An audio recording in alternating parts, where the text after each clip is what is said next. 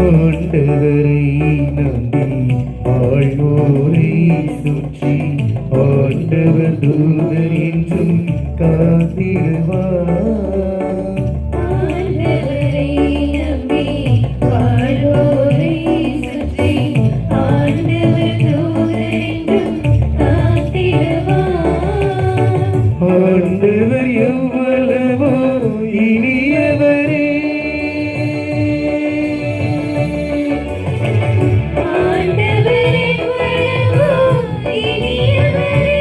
இன்று சுவைத்து பாருங்கள், சுவைத்து பாருங்கள்.